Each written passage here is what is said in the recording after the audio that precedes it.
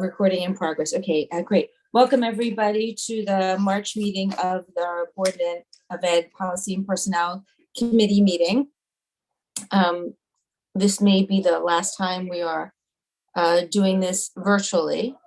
It remains to be seen what happens within the next month, but Dr. Shields just reminded me that we want to let the public know that we will be in person at our next meeting. So lest I forget to mention at the end, in the annex conference room. And we hope to be live streaming. And the plan is to live stream, and we hope that that will continue to be effectuated. So just quickly with me today are my fellow committee members, Dr. Adam Block, Nan Malconian, Ms. Kathleen O'Hara is here from Business Administration, Dr. Shields, and Dr. Hines, also President Emily Bays. Oh, and Javi, welcome Javi officially, flying solo. The torch has been passed, so welcome. And Dr. Shields, with that, if you could start us off with a personnel update, please. Yes, of course. And I just wanted the public to know that Kathleen O'Hara is here because she'll be reviewing a few policies with us as part of today's agenda. So yes, as a personnel update, we are down to a very short list of finalists for the Assistant Superintendent for Curriculum Instruction and Assessment. That is in the hands of central office right now. Finalists have been through the committee structure, so that decision will be made shortly. Daily principal update. We've screened several candidates here at the central office level. We'll now be setting up the committee structure for finalists to be interviewed by the 3 committees. The high school principalship, that posting recently closed. We had quite a large pool of applicants, and we are now going to start screening them here at the central office level, and we'll give you an update on that in the near future.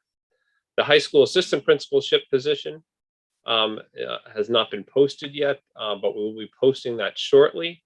Our hope is that once we have the high school principal named, that they could potentially have some input in the process of selecting the next assistant principal. But Mr. Lewis at the high school is now officially in his role as the high school interim principal, off to a great start, and he will be assisting us in that selection of the assistant principal as well. So those are the key administrative positions. We have started posting our teacher vacancies that we are aware of, because we, as you know, have had 12 retirements that will happen at the end of this school year. So we have started advertising for those vacancies as well, to try and get out early on those search processes. Any questions about that? Any questions from the committee? I have a few. Dr. Block? So the assistant superintendent position, at what point will, so I know that the board needs to approve the selection, but at what point in the process will the board be brought into that? Because, you know, sometimes while the board needs to approve it operationally, if the offer's already been made and verbally accepted, the board approval is a formality versus being, you know, less of a formality and more for direct input.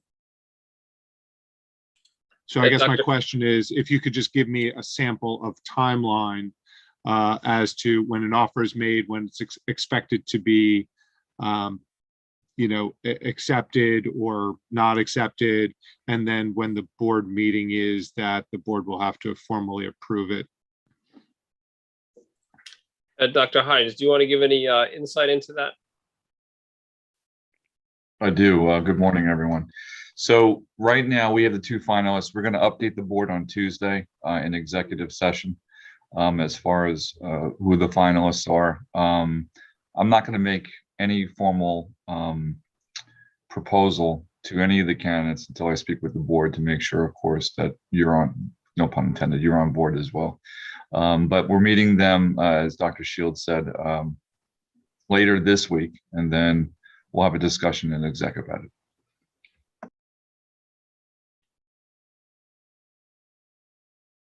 Dr. Block, anything else?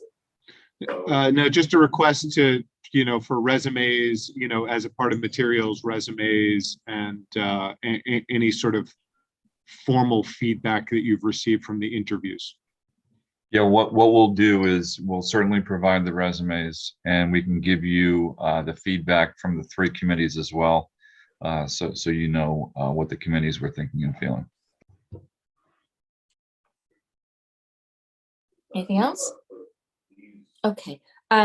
Ms. Maloney, do you have any questions? Sounds so formal. I really want to call you Nan and Adam, but so I do have a couple of questions. Dr. Shields, when you talk about setting up the committee structure, because I don't know if everyone here, I don't know. Is it the same committee each time there's a new hire? Is there a set committee for the year, or does the committee, do the members of the committee, I know the structure is the three group committee, but do the members of the committee stay the same? And if they don't, how are they determined? So what I do is I go to the parent council presidents, I go to the PWTA president, and I go to the administrator union presidents, and I ask them to convene a committee for each search process. So they select a constituent group that is representative of those 3 groups. So they change from search to search. There might, of course, be some, leadership that stays in place across the 3, but they select a different group for each process. Thank you.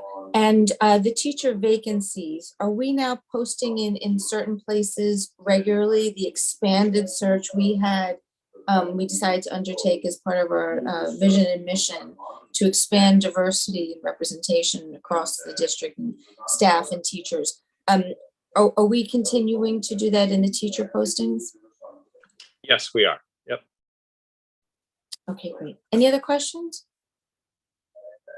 Okay, great. So item 1.3, grading status update. Yes, so the grading policy draft has been reviewed by the administrators, and it's now in the hands of the teacher leadership. So I hope to have some more feedback for you, if not a recommended draft next month. Is there any guarantee that we can get it next month? Because I think we last looked at this policy in, I want to say January or December. I know we've had a couple of updates. I am hopeful. The Teachers Association is aware that we'd like to move forward, and they've been very cooperative. Thank you. Any questions about grading? Dr. Block? Yeah, so if they are unable to provide us with a recommendation, I'd like one of them to attend this meeting next time to give us a very clear and detailed answer as to why they need more than 3 months. Okay.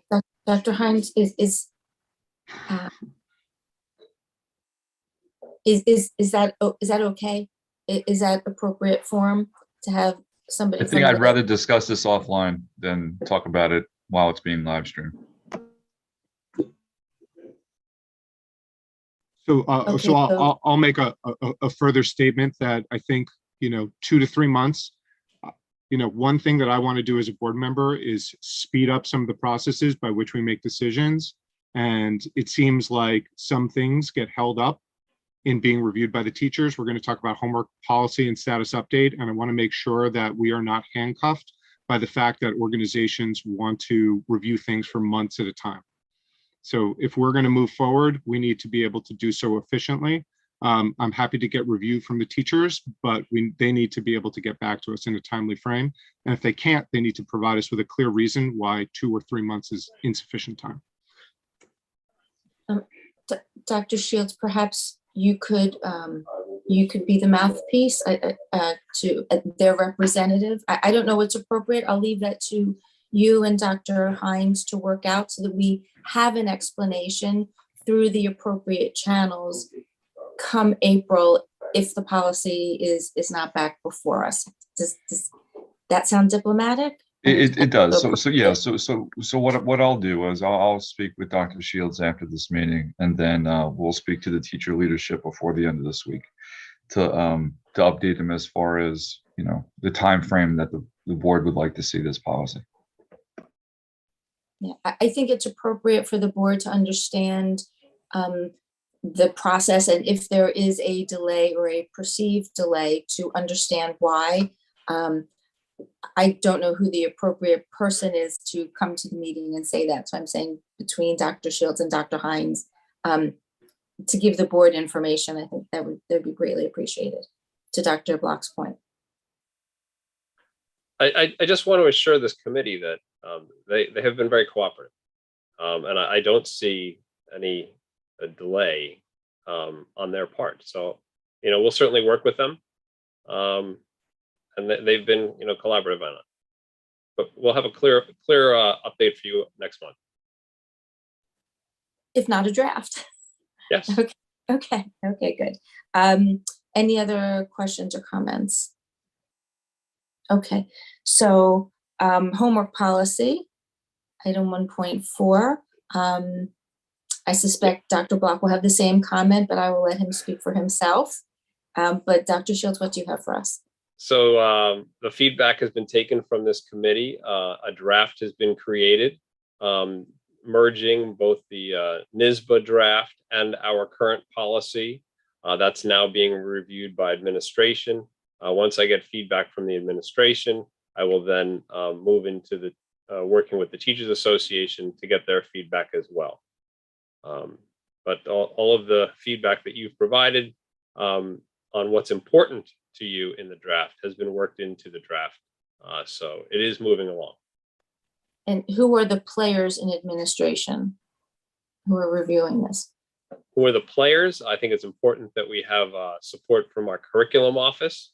And then we'll be going out to the principals and then to the teacher leadership. So, but that's moving along well as well. So, you know, I do have concerns with the timeline, right? Like, I don't think it's unreasonable that homework is something that we get done this year. Next meeting is mid-April, then we'll have May and June.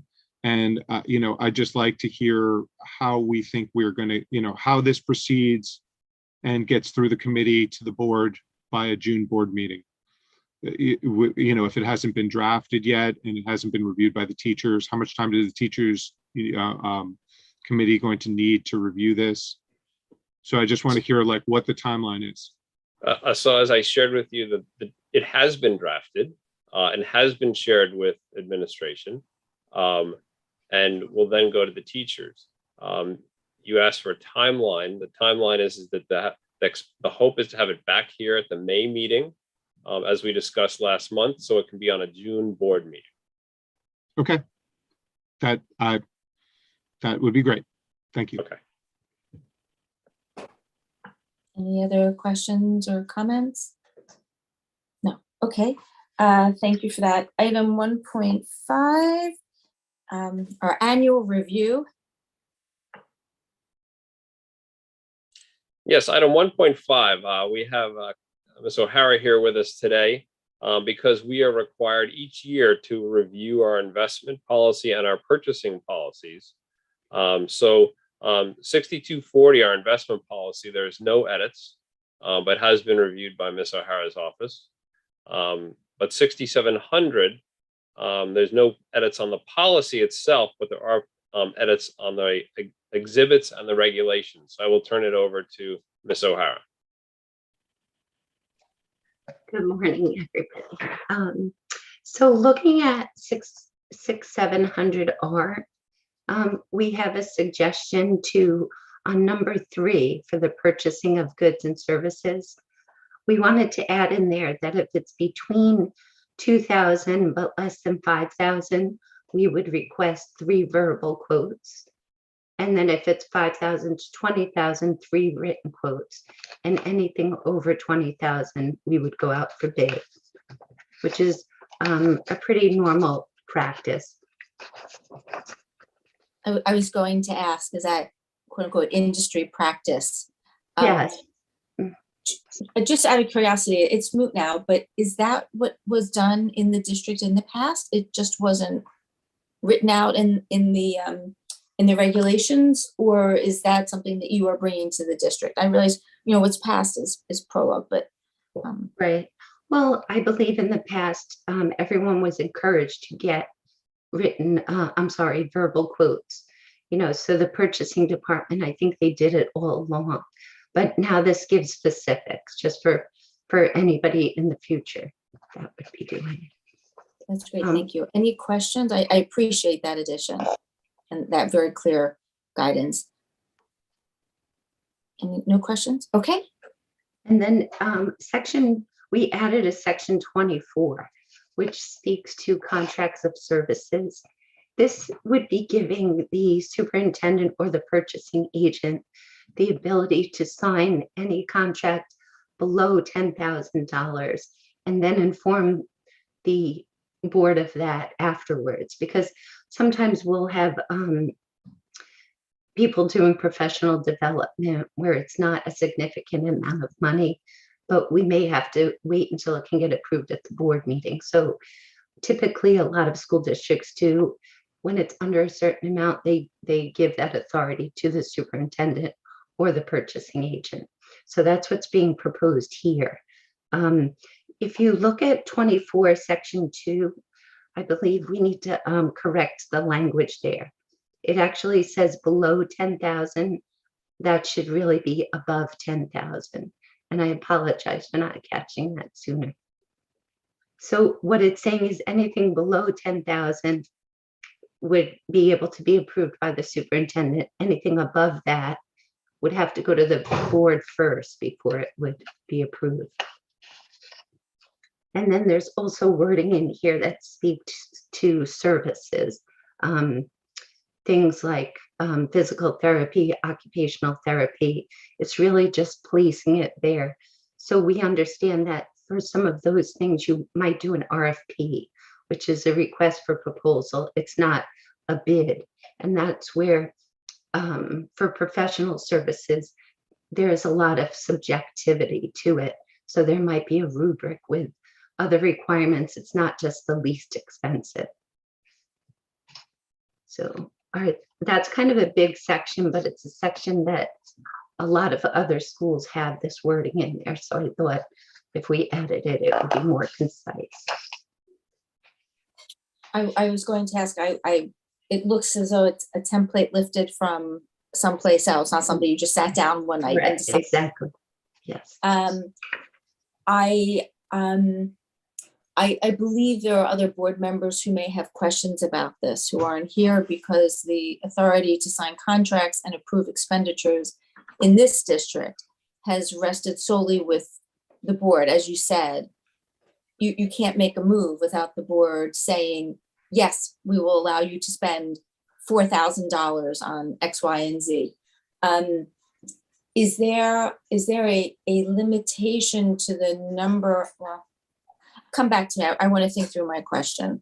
Does anybody else have any questions? The board, I just want to make clear too, the board would still be updated at the next board meeting.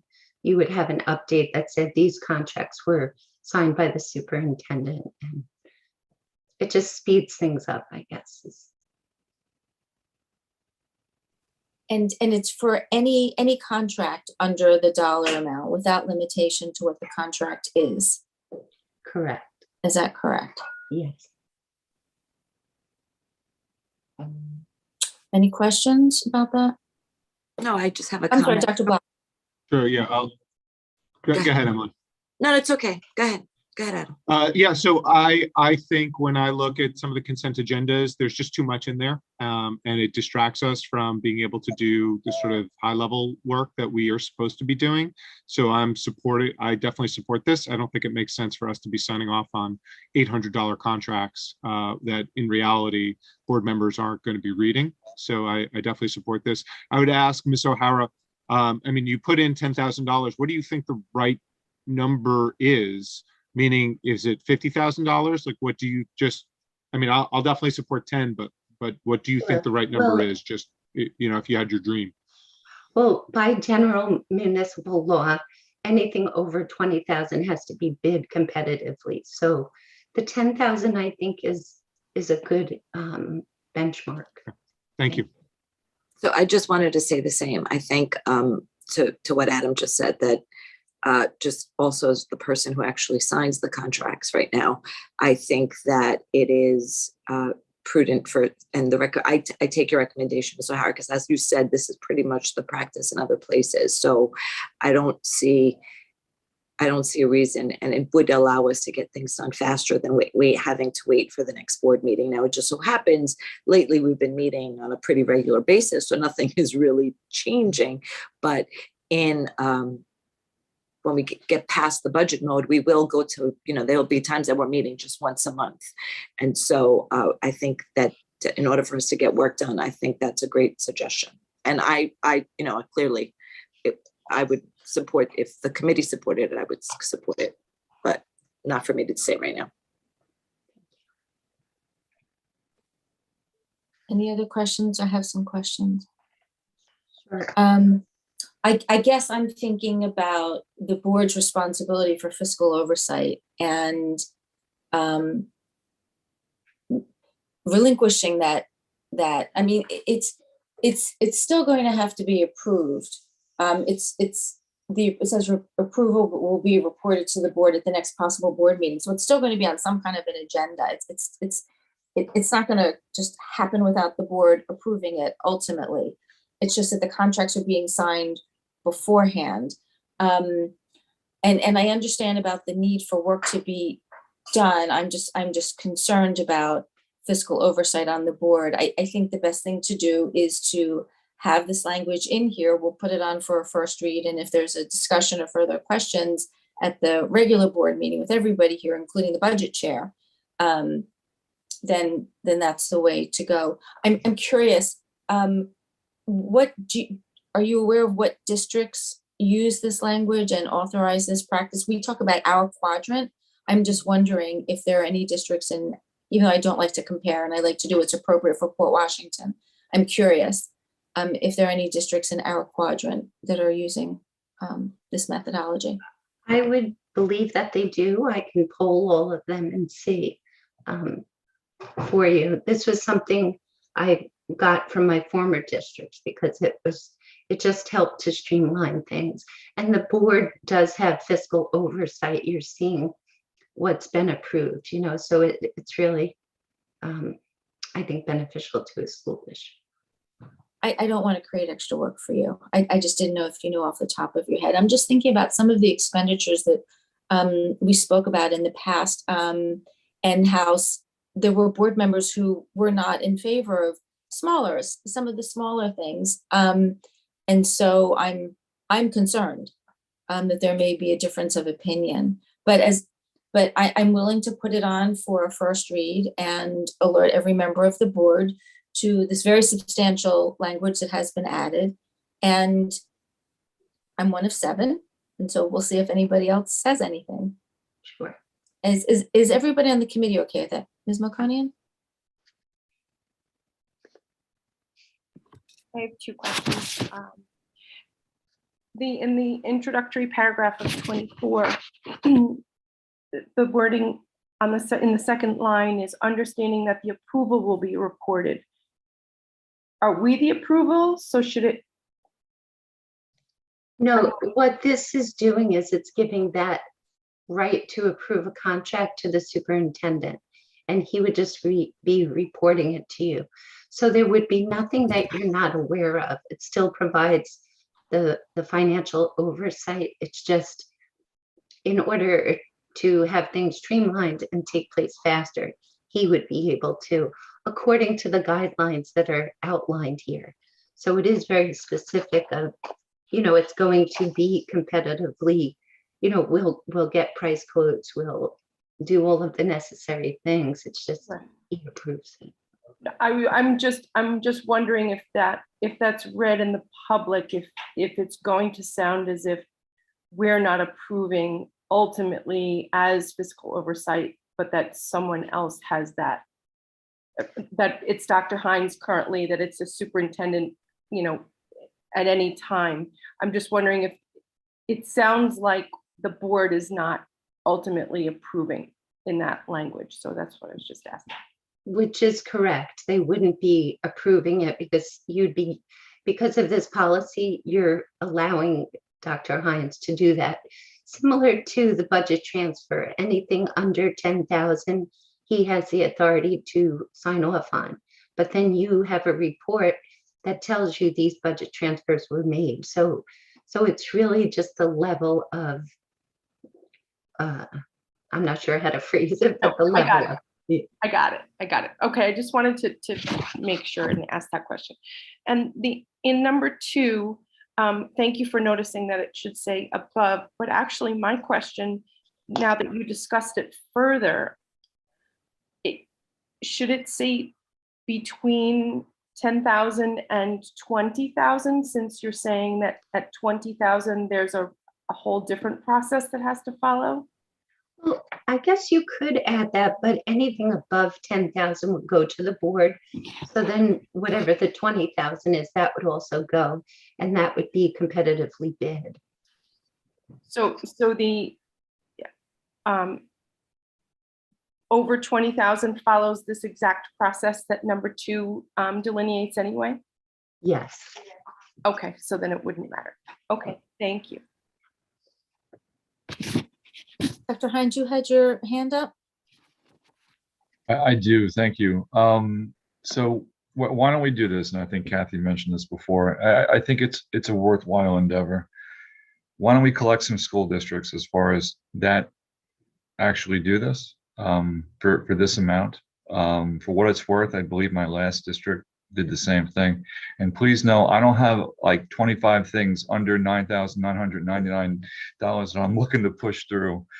This really is the essence of it, is us being efficient and trying to be effective. So, but why don't we get that list? Maybe Deb, if it's okay with you, we have it for a first read. You can have that as a frame of reference, and then we can continue the conversation if you'd like. Thank you.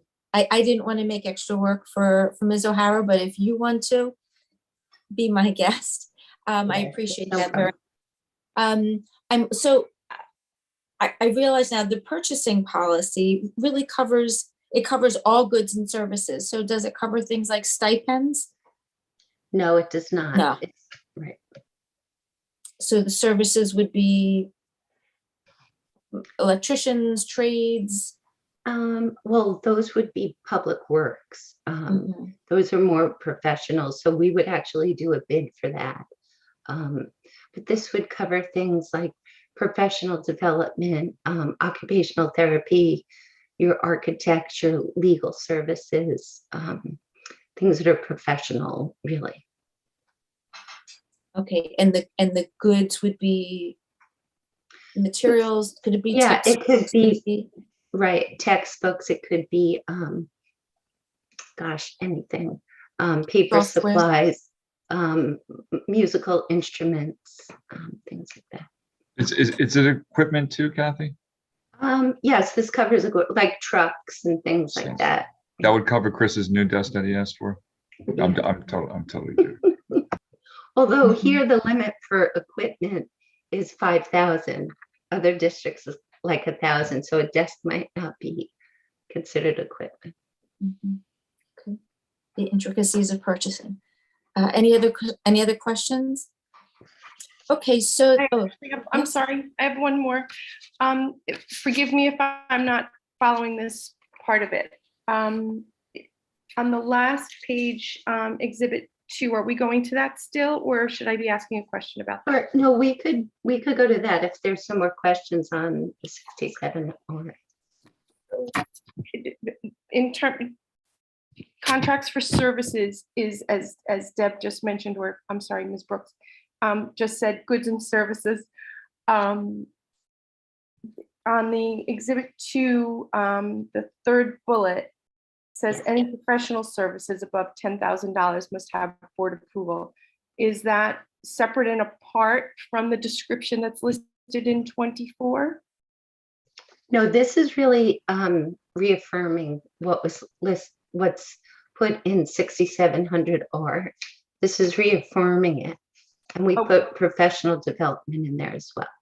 Okay, so here's where I'm confused then. So the introductory paragraph for 24 says that it's approved by the superintendent, and then the board is informed for above $10,000 in number 2. But then this says any professional services above $10,000 must have board approval. So is that not consistent? Anything above 10,000 has board approval, right? So, and where is the inconsistency? I'm sorry. So in 24, the introductory paragraph that I had just asked you about, the approval will be reported to the board. So you were saying that it's customary that it's the superintendent who is actually doing the approval. Right. So that's the introductory paragraph for numbers 1 and 2. And number 2 is above $10,000. Right, so anything that's above $10,000 would have to be bid. I'm sorry, not bid, but approved by the Board of Education. So this is saying any professional service above 10,000 should have board approval. So that's really the same thing. No, because it's under the introductory paragraph where you said there isn't required approval. If it's Approval will below be- 10,000. In the introductory paragraph, I'm sorry, forgive me if I'm not saying this right. The introductory paragraph that I just asked my prior question, the approval would be reported to the board. You were saying that that is the superintendent's right to approve, and then we're informed. Right, if it's under 10,000 with section 1. But there's 2 sections, so it seems like they belong together under the same heading of the superintendent having the right to approve. Right, I think, Ms. Melkonian, what you're saying is that the introductory paragraph applies really only to subsection 1 under there, and does not apply to subsection 2, because subsection 2 does not permit the superintendent of schools to approve the contractual services without board approval. And the opening paragraph is making it seem as though it does, and so now they conflict. Correct. Okay, see, I was taking it as it says, as outlined below. So then when it's outlining it under 1, he does have the authority, but under 2, he does not, because it's over 10,000. But if you all think the wording is a little confusing, then Where do you see where is the as outlined below? Written. the Board of Ed delegates authority to the superintendent of schools to approve any contractual services as outlined below on the second line Yeah, okay. with the understanding. Maybe No, it should say as outlined below in section 1 or in section 24.1. And maybe there's a way to make sure that this introductory paragraph is not read as applying to subsection to 24.1, 24.2, 24.3. That's the confusion, I think. Usually an introductory paragraph would apply to everything that follows it. But Ms. Melkonian, your point is it applies only to 24.1. right.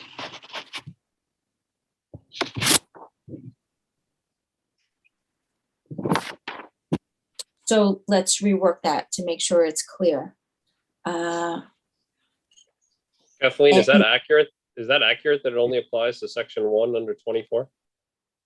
Yes. Okay.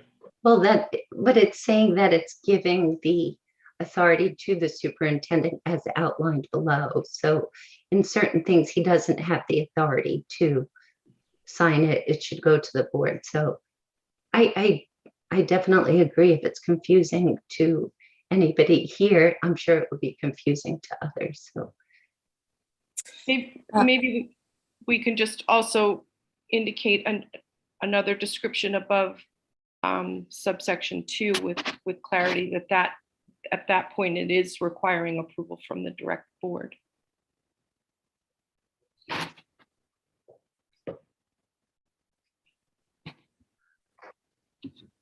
So a similar paragraph then saying, something like as follows below, the following requires approval from the board. I don't know what the wording is, but to separate out those things that do not require a prior approval from the board, make a distinction, because it is a legal distinction and a procedural distinction.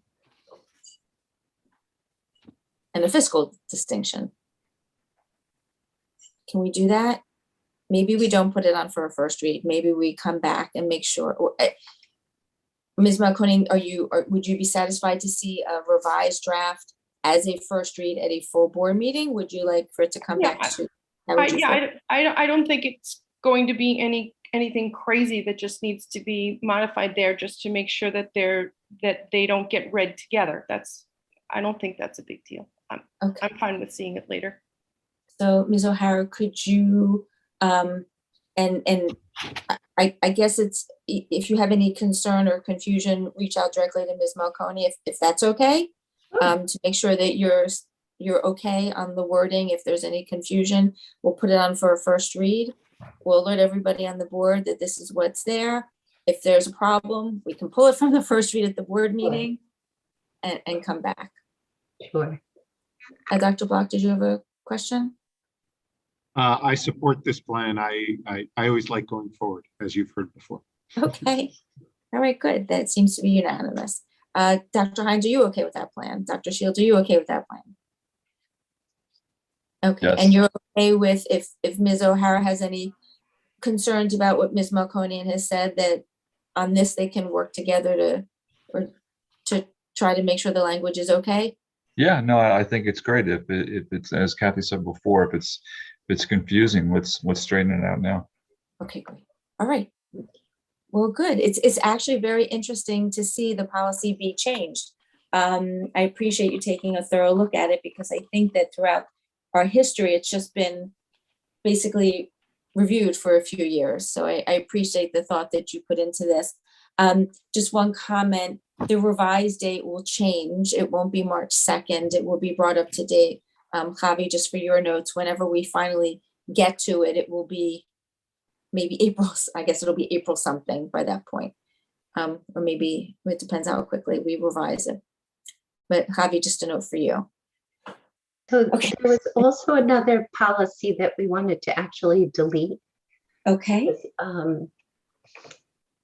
Vendor relations policy.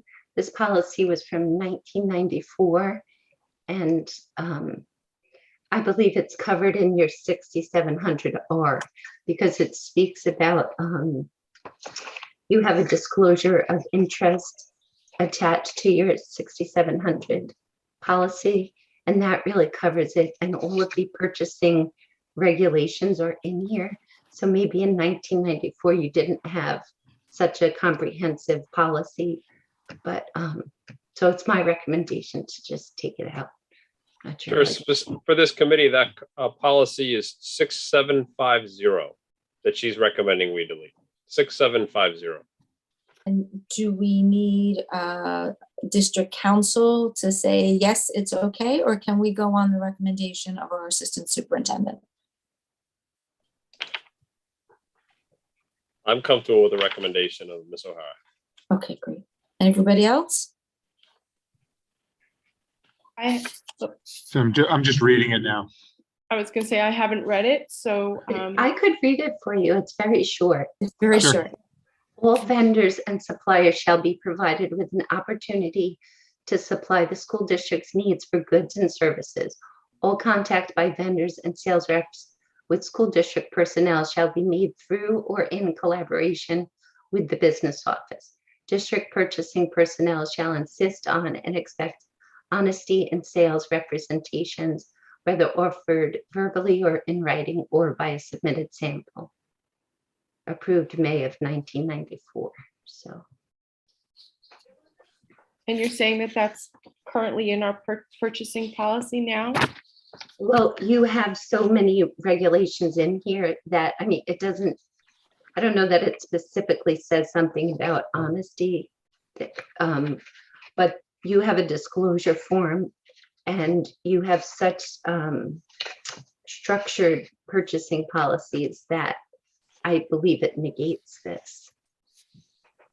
Oh, I did find it. Okay. I did print it. I thought I had heard this language already. Okay. Forgive me. I remember that you gave it to us.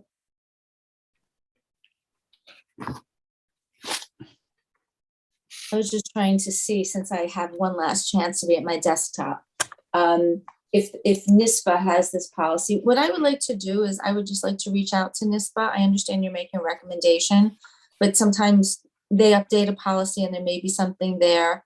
I did not know that you wanted to delete it. I saw it on, I just wasn't sure what was supposed to be done with it. May I have that opportunity just to reach out with them and see what they're doing? Not that I don't trust you, but before I take something off the books, I just want to make sure that there isn't something else we should be doing. Okay, thank you. I think that's fine. There's nothing wrong with having it on our books simultaneously. So yes. Sure. It's been there so long. So. Okay, and if they say, no, you don't need it anymore, then we'll say bye-bye.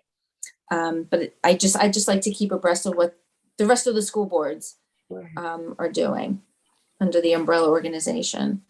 Ms. Melkonen, did you have another question? No, I just always forget to mute myself. I'm sorry. Okay. Highlighter and make sure. Okay. Are we done with that set of policies, exhibits, and regulations? Everybody's nodding. Okay, Ms. O'Hara, thank you very much. I don't know if you're welcome to stay. I don't know if you want to, but if not, thanks again. Actually, I'm going to go work on my budget. So. Okay. Thanks. A lofty thought. Okay, so next Thank on you, the Kathleen, very much. Thank you. next on the agenda is item 1.7, which is agenda preparation and dissemination. Yes, the committee had asked me to consult Mr. Miller, our attorney, with a few questions.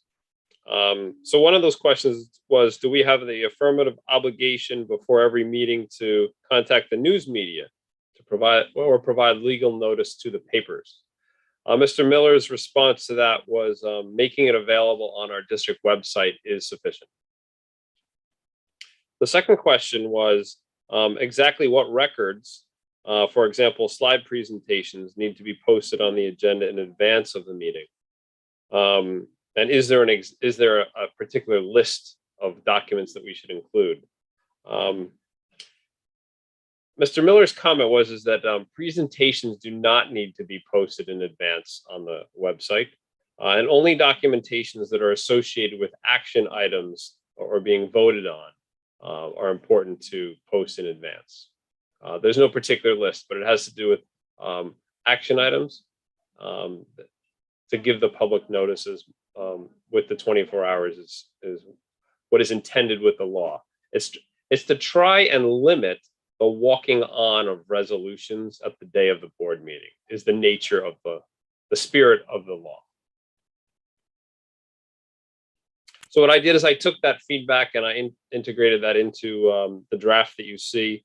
I've had Dr. Hines review the draft as well, since that's where agenda preparation really lives in his office with him and the board president and Ms.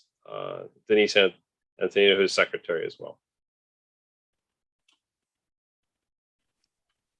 I have questions, but defer to my committee members first. Anybody have any questions, comments? Okay, so I'll start with the last comment first. So under the subheading of availability of agenda and supporting materials, now that we know what supporting materials means, we know it here because you just told us, but it's not clear in the first sentence where it says that the superintendent will attempt to distribute the agenda and any supporting materials. It says the agenda and supporting material to be discussed at the board meeting. So is it necessary to further define what supporting material means? Because supporting material to be discussed at the board meeting, somebody could say, well, your slide presentation is supporting material. So just so the public has a clear understanding and also doesn't think that the board is not doing what the board is supposed to be doing. I'm wondering if we need to be a little more specific about what supporting materials means. So maybe to say, however you described it, but more succinctly in that sense. Because I'm concerned that somebody might say, well, I want a copy of the presentation. I'm allowed to get, I can make this request to the district clerk. I want the 100-page presentation that you just discussed, the slide presentation. So would it be prudent to tweak supporting materials a bit, supporting materials, comma, including, or for example, or however we word it, to give sufficient notice to the public, but also to protect the board and the district clerk. I see Ms. Base's hand up. I believe. Thank you. Because I think one of the things I just want us to remind us is that the board actually recently had a board development session with Jay Verona, who is one of the executive directors of NISBA and legal counsel for NISBA, who did advise us that if the board has a presentation, we should also put it on board docs and include that.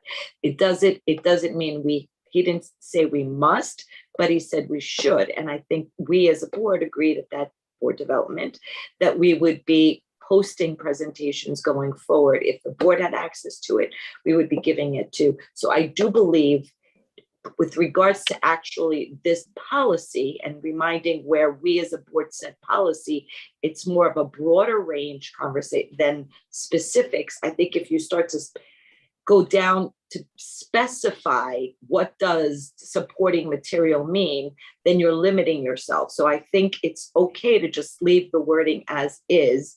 And because I don't know what it will be at what point. It might be a presentation that we can put up there. It might be, the documentation of employment, whatever it is that we're putting up there. I think we've been doing it and following it. So I think we should just leave it as is and not go more specific. The more specific we go, the more limited we become. And that's not the purpose of policy. So that I just wanted to remind everybody, or just. I don't see it as limiting. I see it as the community knowing what the bare minimum is. If we do more, that's great. As in Jay Verona saying, we should do X, Y, and Z, but we are not legally bound to. So I think the bare minimum is the language that we should be thinking about so that the community understands what they should be able to have access to for sure. Dr. Block? So I agree with that. I think there's no downside in just adding a couple of sample details so that it's a little bit clearer.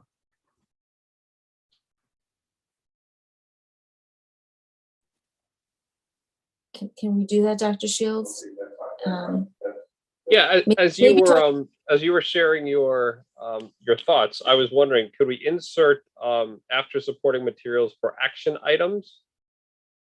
Is that sufficient? Most definitely for action items.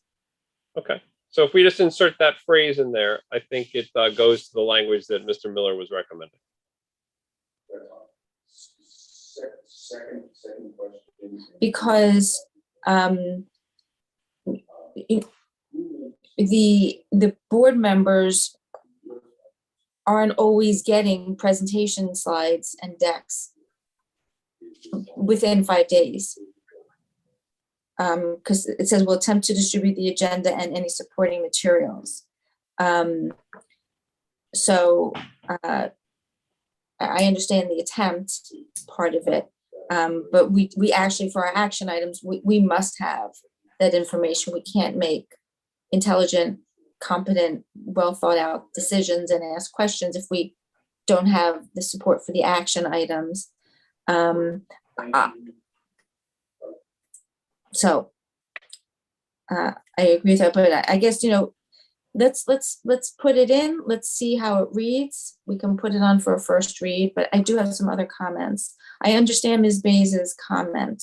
I do, but I think at the bare minimum, there are certain things that we must have, and the public must know that we must have, and the public deserves to have, so that when they sit down at a board meeting, they're not hearing things for the first time. We're not hearing things for the first time. Agreed, Deborah. I don't think that was what I was saying. We're not talking about keeping people in the dark, neither the board or the public. Of course not. Of course not.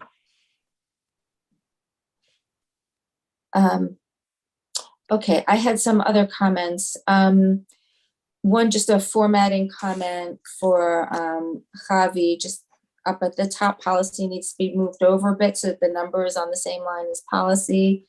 And the same comment at the bottom, the reference for the public officers law, the section number 103E should be moved up to that line and be separated from approved. That's just minor. In the first paragraph, I keep forgetting, and I send my apologies. We agreed as a board at the beginning of the year that as part of our diversity, equity, and inclusivity mission, we would no longer use his or her, and we would say their, THEIR. So everywhere you see his or her, it should be their, THEIR. So in the first paragraph, that correction appears twice. And then in the paragraph under availability of agenda and supporting materials, it should be superintendent or their designee. And then I have some more substantive questions for the committee. In the third paragraph, we talk about persons suggesting items of business. We had talked about the fact that there are community members and staff members and people other than board members who want to suggest items of business. And then there's the clump of board members. So in the third paragraph, it says persons suggesting items of business must submit them to the superintendent. And then it should be, or their designee. But should we say persons other than board members? To make it clear that this first line does not apply to board members? I'm sorry, are we saying that other people other than board members can decide the agenda of a board meeting? Yes, in the previous paragraph, you'll see where it says items of business may be, this is now revised policy that was discussed back in February. So we had merged the NISPA template with our template, and this is now mostly NISPA template. And so last month we discussed the fact that agenda items could be suggested by two separate groups, board members, but the NISPA template also had items of business may be suggested by any board member, but then added district employee, parent, student, or other members of the public. And that then it separated out that inclusion of items suggested by basically anybody other than a board member was at the discretion of the superintendent, subject to the approval of the board president. So it gave a mechanism for members of the public. Which No. we've been doing in practice anyway. Right. Right. Non-board members, but it gave them a different avenue of submitting their ideas, whether at the podium. Got it. Right? We've been doing, right. That's how we've been practicing, right. So that's just now been put into words in the second paragraph. And so in the third paragraph where it follows, and it says persons suggesting items of business must submit the item to the superintendent at least 10 days prior. That doesn't include board members, because we had discussed in February that there are two avenues, that anybody other than a board member goes via the superintendent and board members go through the board president.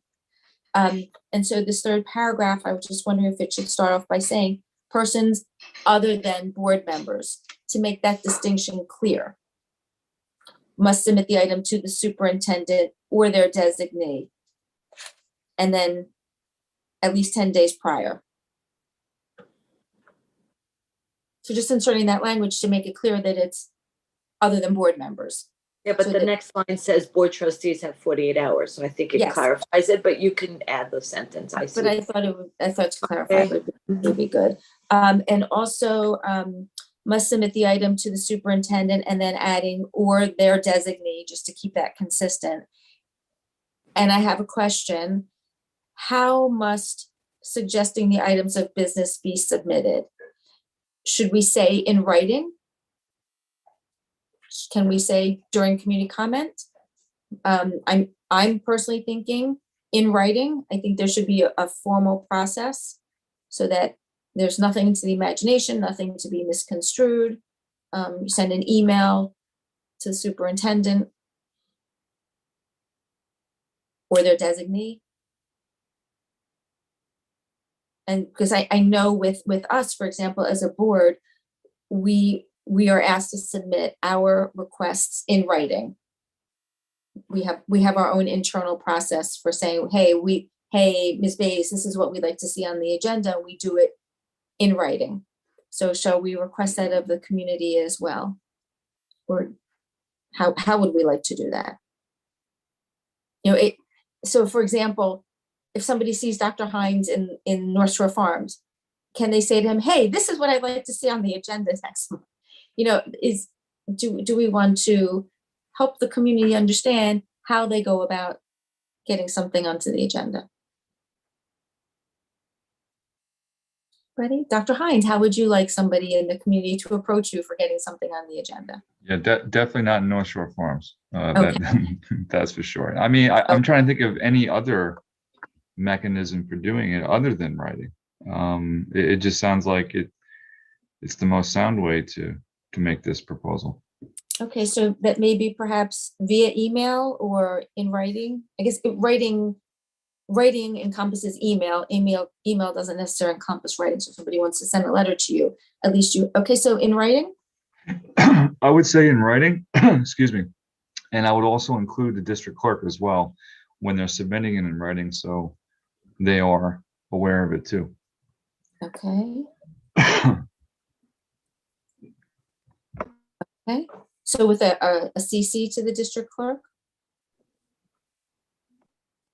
Okay. Then in the next sentence, it says, board trustees. As a technical matter, I think we're board members because we're a union-free school district. So it's semantics, doesn't matter to anybody. Whether we're called trustees or board members. Quick legal question, perhaps, because I think the law makes a distinction. It's minor, it doesn't really change anything, but if we're board members, then we should be called board members. So can we just check on that little thing, Dr. Shields? Are we a union-free school district? Yes. Am I misunderstanding the word union? It We doesn't are, mean yes, that we don't we have are. unions. Yeah. Right. We're not a central school district. We're called the PWUSFD or something. I get my letters, but if you look at a school bus or stuff, we are the Port Washington Union Free School District. And it does not mean that we're free of unions. It's some other way that school districts were organized, I think, back in the Stone Age. You have city. Do you want me to clarify whether we can use the word trustees or we need Yes. members? Yes. Okay. Yes. Also, so then in that same sentence, that board members or trustees will direct their concerns to the board president. I think it should also be in writing for future boards, so that, again, I'm not calling the president saying, hey, this is what I like. I think it's helpful to have it memorialized. Everybody okay with that? And Javi, if I'm going too quickly, just, you'll let me know, or we can look at the recording. And good. Okay. And then under availability of agenda and supporting materials, there's a comma in the fourth line down after public. There's a comma that should not be there.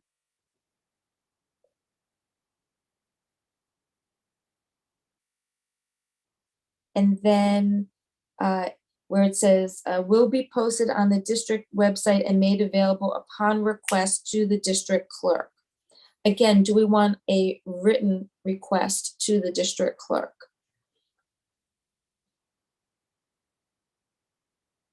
Do we want somebody to be able to call up the district clerk and say, hey, I'll be there in 5 minutes, get this stuff ready for me? Or do we want a written request from members of the public?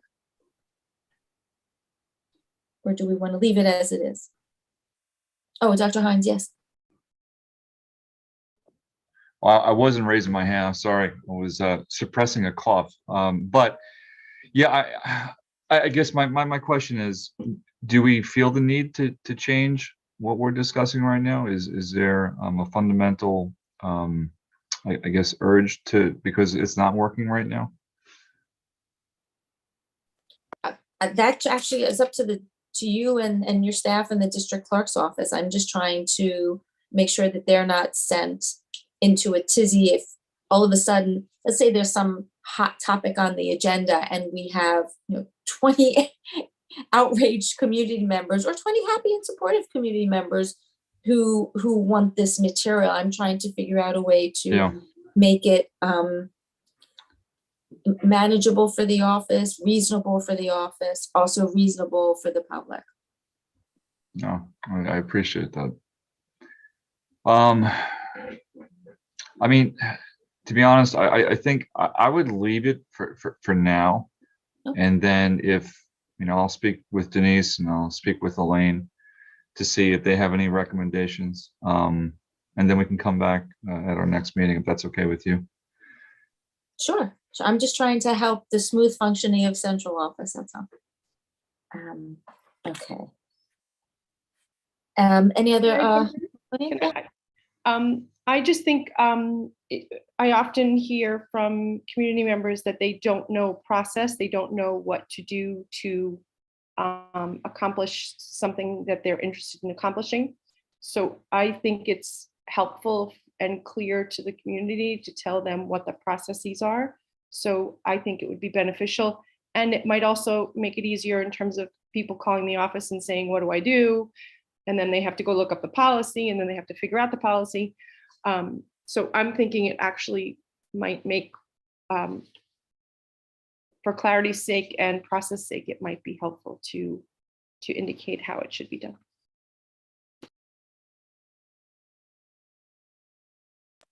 okay, so Dr. Hines, you will speak to Denise/Elaine in your Yes. office and ask them Correct. what they think works. for them. Definitely. Absolutely. Thank you. Any other questions or comments before we get on the school bus?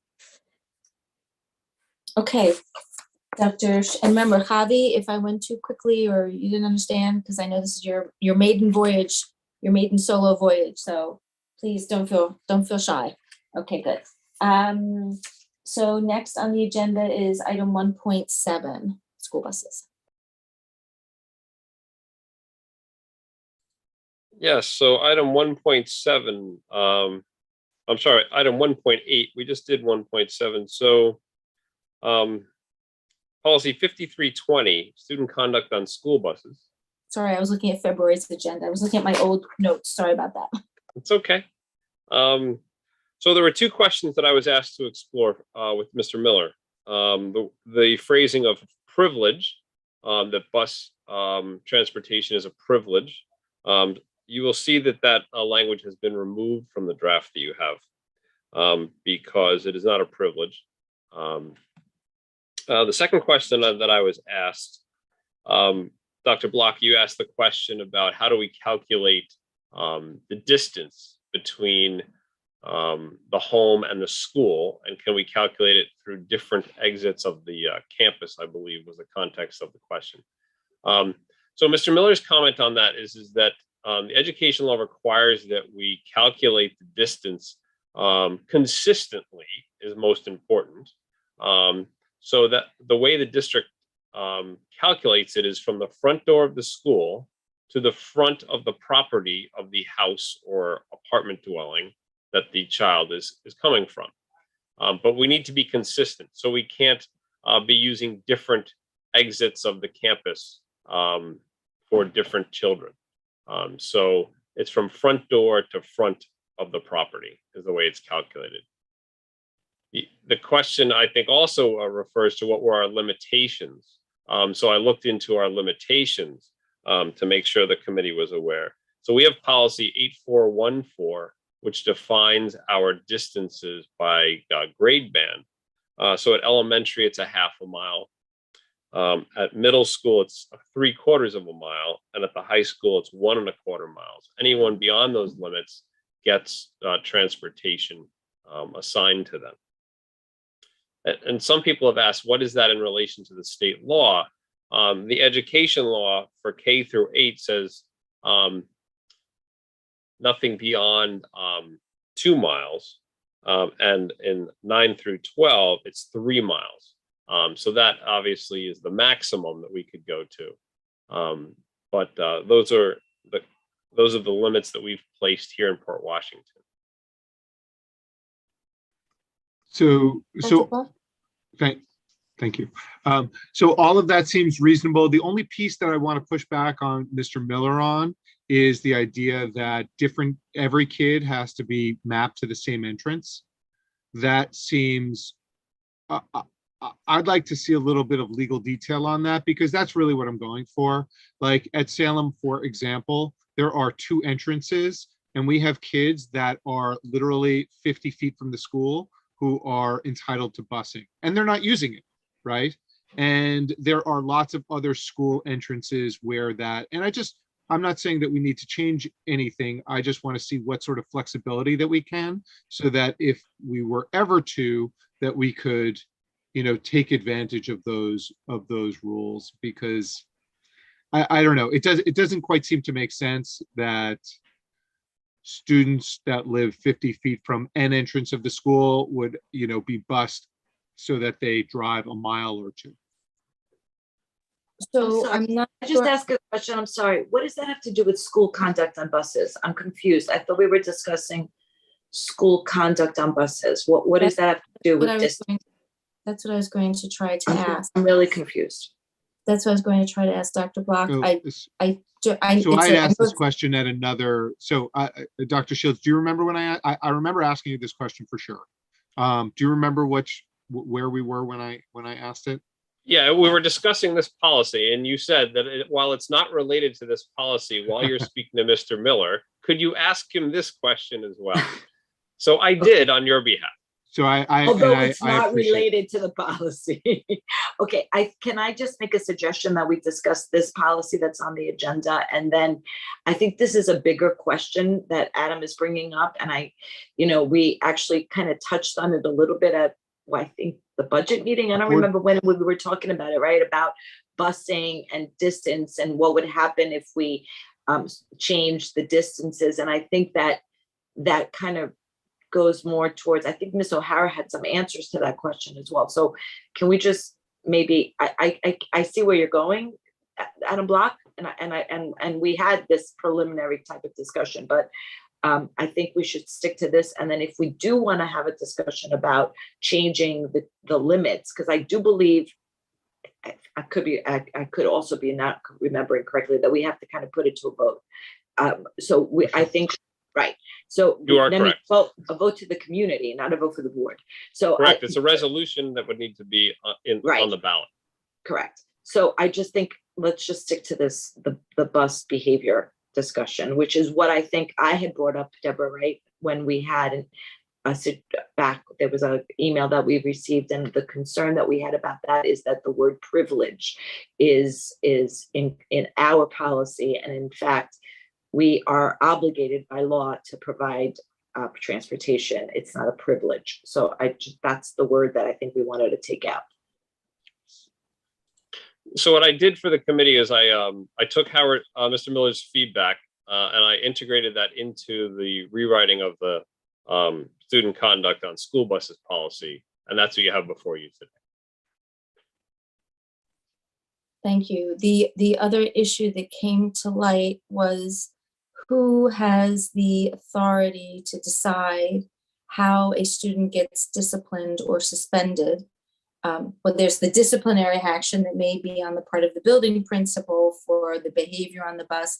And then there's the suspension aspect from being able to ride the school bus. We talked about those two separate paths and who should be responsible for that. And a community member very astutely brought up, well, there's another concern with this policy, and that is what of the parent or the child who is concerned about the misbehavior or inappropriate behavior of some other child on the bus. How do we get that redressed? So there were a bunch of moving parts that were brought to light that I thought were really important. And it was actually, I thought it was an interesting conversation, but I geek out on this stuff. So I see that you have incorporated all of that into the third paragraph. Does anybody have any, I have just some minor stuff. Does anybody have any comments about what has been incorporated into the third paragraph, which actually became a new paragraph, and the tweaking of the final paragraph? Is everybody okay with it? Our major concern was, who's deciding what's happening to the child, right? Is the child, so yeah, again, I don't have to belabor that. Okay, so just some of the nitpicky questions I had in the brand new third paragraph. They begin, students are expected to behave pursuant to the building and district's code of conduct. I'm wondering, does each building have its own code of conduct such that we should say pursuant to the respective building and district codes? So it wouldn't be district plural or districts possessive. It would be the respective building and district codes of conduct. So for example, does Daly have the same code of conduct as Sioux? So they should, but may not have the same code of conduct as Weber or Schreiber. So that's my question, because what building code of conduct are we referring to in that paragraph? We know, but because we've been talking about it, but do we need to be a little more specific? So I think some schools have a building code of conduct that is in alignment with the district's code of conduct. It's just a simpler version. So if we wanted to remove building, we could, because the building codes that exist, and I don't believe every school has its own building code of conduct, but they are always in alignment with the district's code, which is the only reason I put in that reference to building. So for example, when I was at Weber, we had a code of conduct there, but it was in sync with the district's code of conduct. Okay. So I just put it in as an option for referral to, that's all. Okay, so can we delete the word building and then say, and district code of conduct, or pursuant to the district code of conduct? Sure. Okay, everybody okay with that change? I knew I forgot to do something. I wanted to Google misbehavior. Is it a word? Yes, okay, good. I wasn't sure, it didn't sound right. Okay, so we guess we can leave misbehavior in the second line. I would say parents are reminded that misbehavior on a school bus, rather than just plain bus. I'm guessing if the children go on field trips, they are on a school bus, or the bus becomes a school Depends, bus. sometimes we go on longer traveled distances. We go on something like a Greyhound or a commercial bus. So now I'm wondering as well, because initially this talked about conduct on school buses, and I was in my myopic view of school bus to school, to bus home from school, to after school. But then I thought about, what about on a field trip? So does this encompass being on a field trip on a bus? Or I would say that the code of conduct, it speaks of behavior in general. So if someone misbehaves on a Greyhound type bus versus a school bus, they're going to still have, a response or a consequence for their misbehavior. Okay, so then do we want the word school in front of bus in that second sentence, just to keep it? I think school bus is fine. I don't think it implies the actual physical type of bus. It is just a school-funded bus, regardless of the physical type of bus. Okay. So then we'll just add school in there. And then in the last paragraph, the very last sentence, very last line, it should be brought to the building administration. People that are having concerns should be brought to the building administration. I thought some more clear language would be, should be brought to the attention of their building principal or designee. Because I don't know if people understand what building administration means.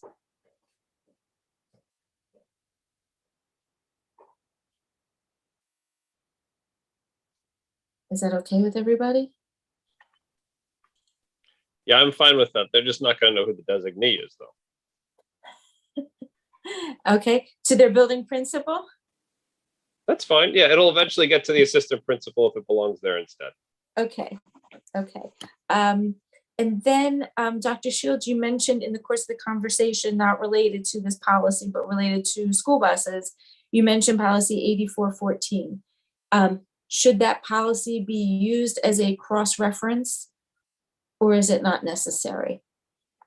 I pulled it up to look at it. And it talks about the safety of the school buses, although I think it's mostly about loading and unloading and fire drills, but that could also be student behavior. So I don't know if we want to cross-reference the policy. Whatever you wish. We could if you think it's related. I think it's always good to have it. I don't know if there were any regulations there as well.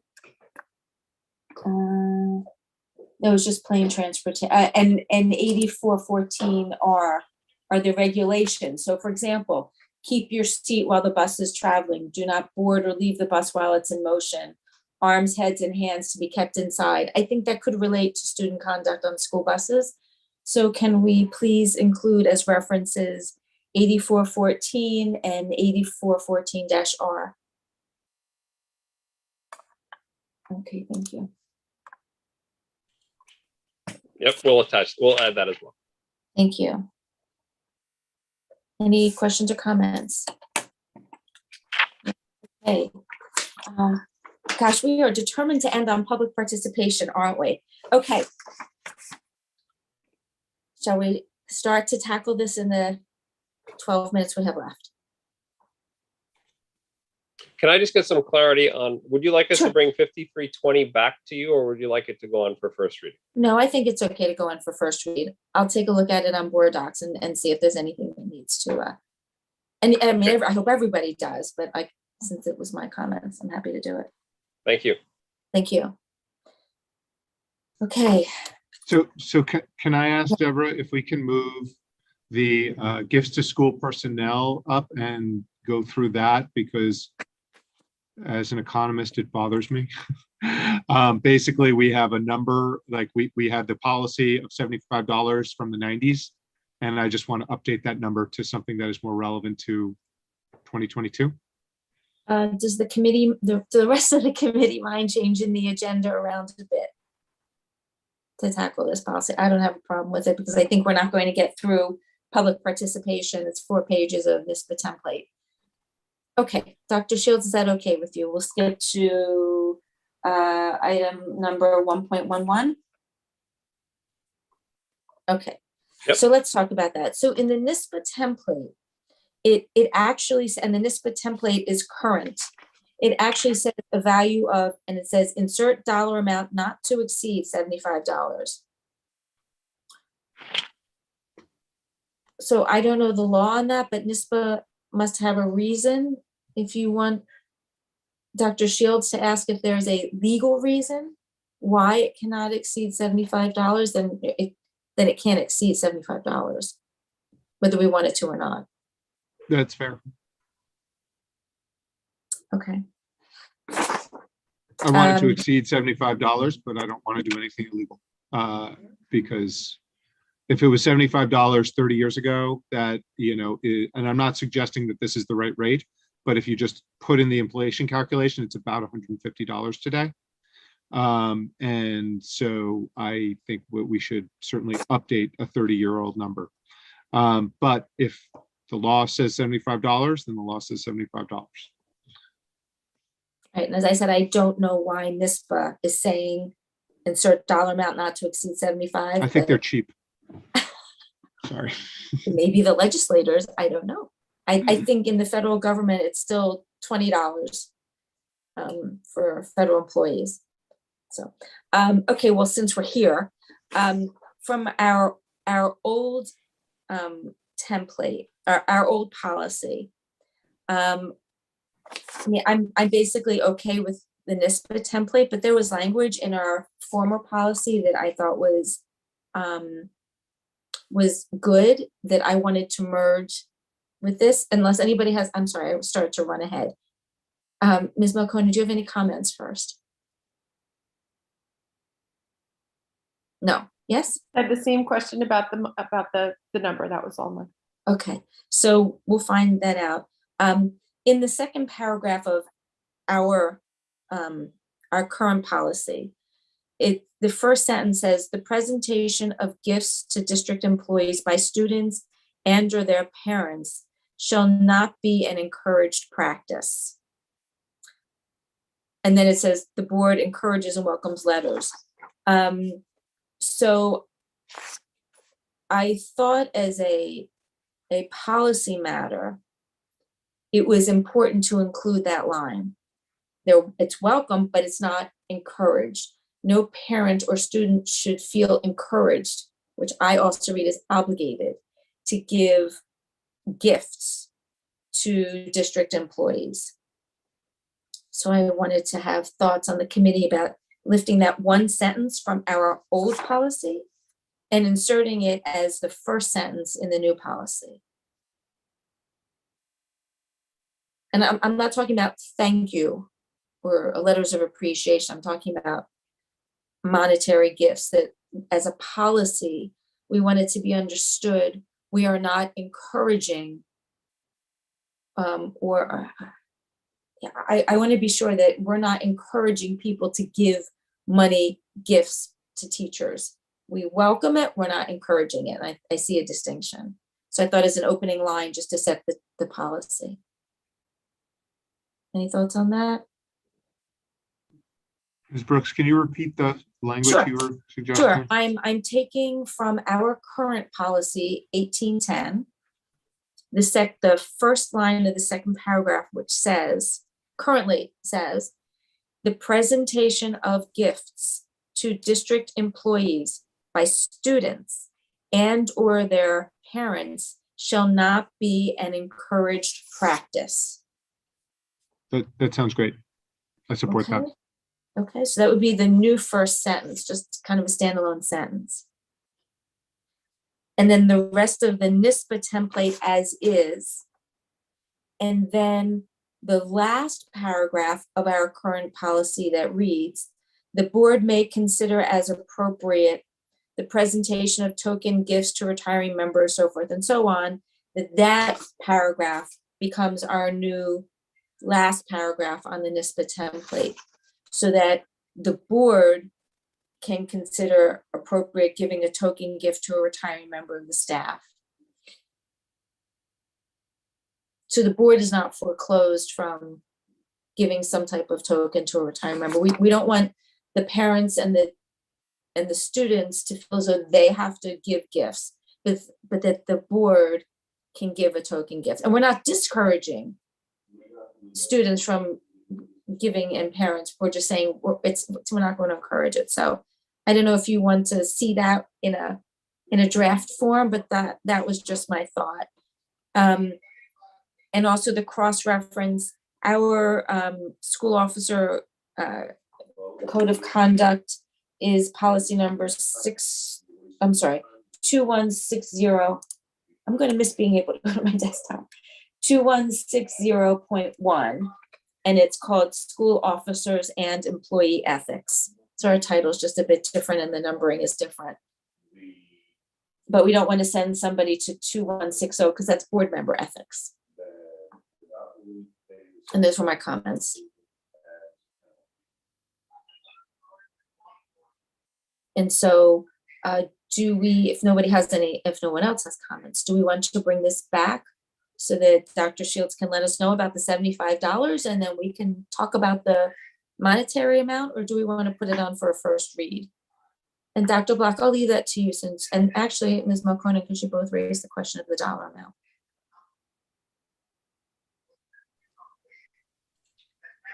And then you can also take a look at how my Deb, suggestions I'm lay sorry, out. didn't Dr. Shields say that he asked Mr. Miller and he said it is the law, $75? My understanding is Did I make that up? he's not yet spoken. Do I misunderstand that, Dr. Shields? No, I have not run this question by Okay, Mr. because Miller, but I will be glad to. I thought it was the law that I thought that the law had not been updated yet. Has So- not changed. I'm doing a little bit of research on it. What I'm seeing is two things. Number one, in Massachusetts and in New York City, it's $50. I'm not seeing anything for New York State, but what that means to me, but I have seen nominal value. But if it's nominal value, I think we are free to update nominal value to being a more recent nominal value. I'd propose $100. I think that's a nice round number. So, what I would say is, why don't we bring it for a first read with $100? And if that violates the law, then we won't bring it for a first read. How about, rather than potentially violating the law on a first read, my compromise, let's ask Mr. Miller. And if he says it can't exceed 75, then we have our answer. And he says if it can, then Dr. Shields, you can put on not to exceed $100. So can we do that? Can we put something on for a first read that we know is legally sound? Could compromise? I mean, that's fine. I'm fine. As long as it goes to the board for, the next, I want to make sure that this is in place for when gifts are happening in June. Yes. So can we do that then? Put on for, in other words, Dr. Shields, you will ask Mr. Miller. If Mr. Miller says law hasn't changed, can't exceed, then that's what we're going to see. And if Mr. Miller says, yes, the law has changed, it's up to 90 or whatever it is. If we're allowed to put in $100, you have the committee's authority to do that. I understand. I do yeah. understand. I will reach out to Great, Mr. thank you. Miller and update the policy as you've outlined today. Okay. Any other comments? And with our remaining minutes, I would like to turn to the community and allow them, if that's okay with everybody else, so we're not going to press on with anything else on the agenda. I'm glad to have too much that we don't get to rather than too little and we don't accomplish enough. So, all right, so let me go. We have four attendees and 3 hands raised. GGB is the first hand raised. I am going to assume that's Mr. Borda. I am allowing you to speak. You should be unmuted. I'm lowering your hand. Good, okay. Okay, we're on. I would like to thank Dr. Block for bringing up the eternal existential question about here in Port Washington about getting feedback on questions that the Board of Education needs in order to act. The last time this question was asked was about 8 to 9 years ago in the same committee. So it's good to bring that up. I just want very quickly go through, you have a lot of things that you went through. Union-free means that it's the structure of your schools. You're allowed to have a K through 12 program. It has nothing to do with unions. It has nothing to do with anything else. You guys are trustees because you are trustees of the public trust and members of the Board of Education. Trustees, members of the Board of Education. Okay. Suspensions can only happen by a principal, the superintendent, and ultimately the Board of Education. There is always a nexus by law from the principal to the student, from the superintendent to the student, from the Board of Education to the students. Ms. Brooks is totally right. Parents, community people can add items to the agenda. My wife tried to add something to the agenda about 6 years ago. relating to the Common Core or whatever in middle school, we never heard from anybody. I just want to add that the superintendent is the only one that can make recommendations to the board. No assistant superintendents can make recommendations unless they go through the superintendent first. Board of Education members, trustees can ask directly lawyers or the lawyer questions. There is no protocol or chain of command. Anyway, just to finish, sometimes I feel like the Zelensky of education here in Port Washington. So I want to ask you again to accept that you have the powers to do the right thing for the students here in Port. You have the moral duty to do so. Many parents here have given up hope that things will never change. It is up to you. You have the power and to do the right thing for the children here. But as the saying goes, Pio's parents continue living lives of desperation, quiet lives of desperation. So again, we live in very difficult times, but also inspirational times. Be the leaders that you have been elected to be. Thank you.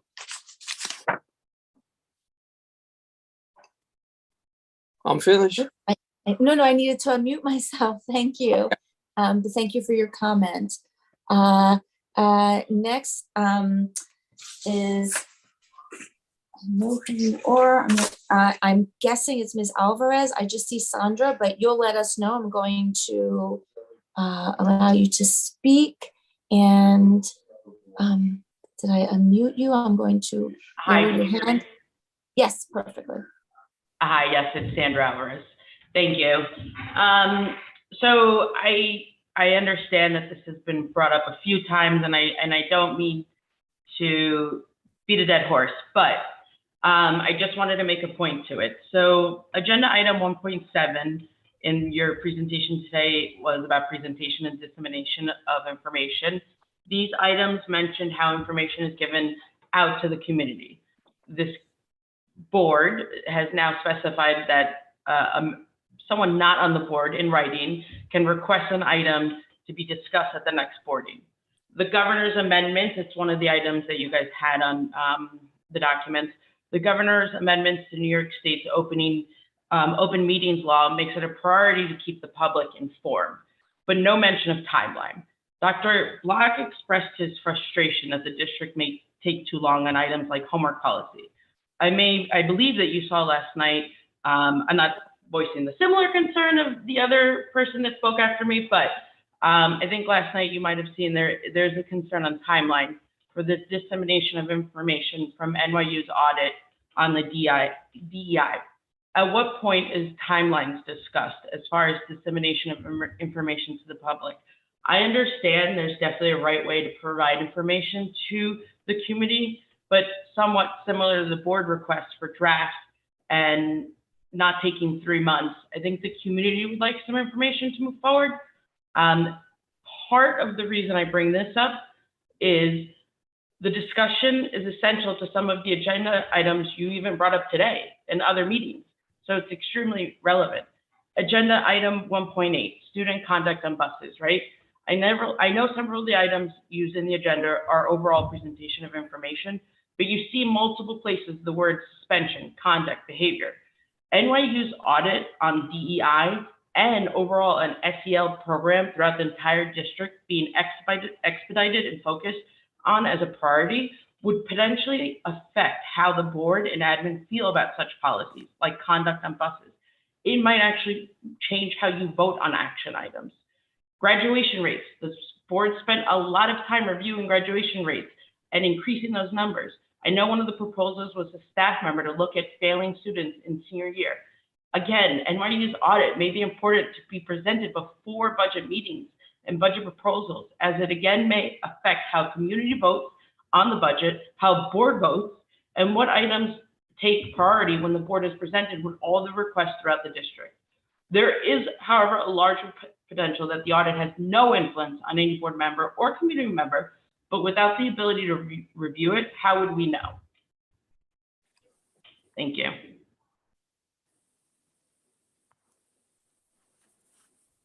Is there any, so the agenda items were for, I understand what you're saying about other items that need to be moving through the district. I think that's relevant but separate from the agenda preparation, but I think we've all heard what you mean. I'm trying to respond just as the policy chair in terms of what is before me and what I have power, loosely said power, over. So in my response, your comment about the student conduct on school buses, I would agree with you, is relevant to the DEI work. I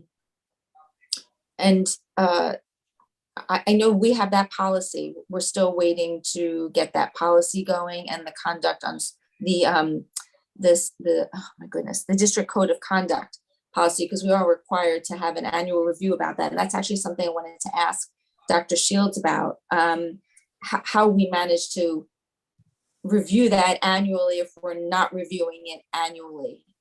If you could ask Dr. Miller about that, because Dr. Hines did say last night that it looks like we're not going to get to revising it this year. So I'm just wondering how we fulfill the legal requirement of having reviewed it each year. But I understand what you're saying about the student conduct on school buses, and it needs to flow from the DEI work that we're doing. I'm not sure how or if the policy needs to change in that respect, unless we add a line that says, but I think it's premature because we don't have it yet. All suspensions should be consistent with the district's mission and vision on diversity, equity, and inclusivity. It should be a given, but perhaps it needs to be put in there, except that we don't have anything finalized on DEI work. It is a work in progress.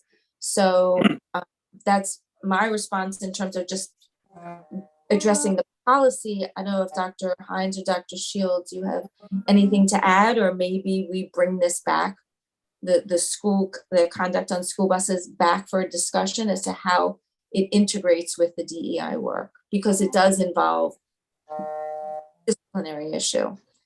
It does. Let me just hit the rewind button a little bit here.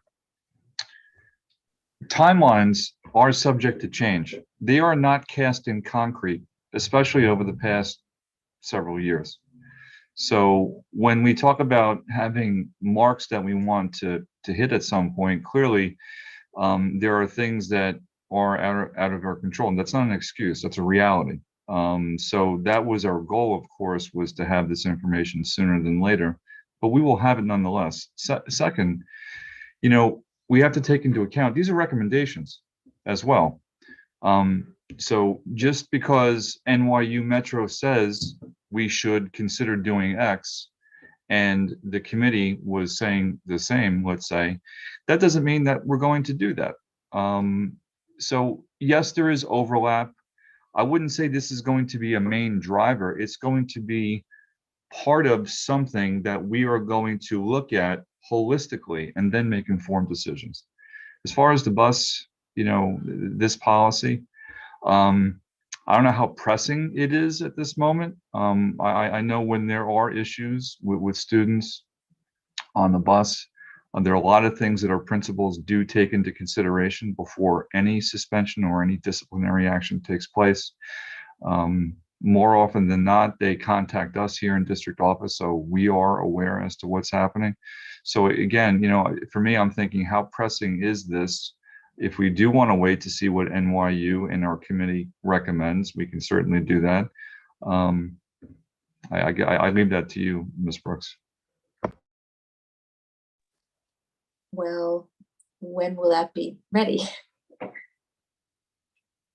Well, as I said last night, I'm hoping to have that within the next week or two. I know Dr. Pernick has been in contact with NYU several times over the past week, and so it's hard for me to say exactly when. But it's going to be sooner than later, that's for sure.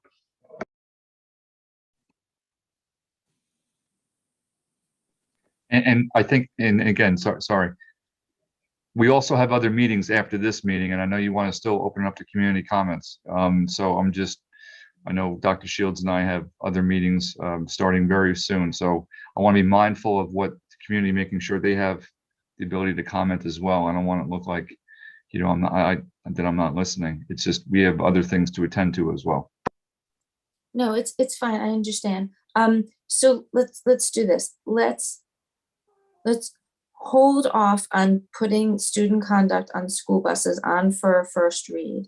Let's give the DEI work. Emily, you're shaking your head no. Again, I understand. I'm trying to understand. I'm keeping to the process. We've had a process that we've agreed to. The committee agreed to bring this to the Board of Education. If you want to bring it up at the Board of Education meeting, that there was a community comment or some discussion, but I don't think the purpose is for the committee of the Board of Education to get its work done. So I don't know that we need to go back and start changing things differently right now. I'm just kind of saying we need to get our work done. This is a board committee. But if there's a relevant consideration, we can't do the code of conduct because the DEI work isn't done. So, I mean, there's certain hard. Code of conduct, Deb, as you know, the code of conduct is not going to be done in one meeting. The code of conduct will not be done in perhaps 6 meetings. I mean, the last time the code of conduct was done, it took about a year to get it done. You've seen it. So it's not something that will change. This is something, again, the whole reason about the bus, the reason we put the bus conduct on the bus policy was because we had a word in it. Our current policy is incorrect, is actually legally incorrect. Our current policy says that it is a privilege to ride the bus.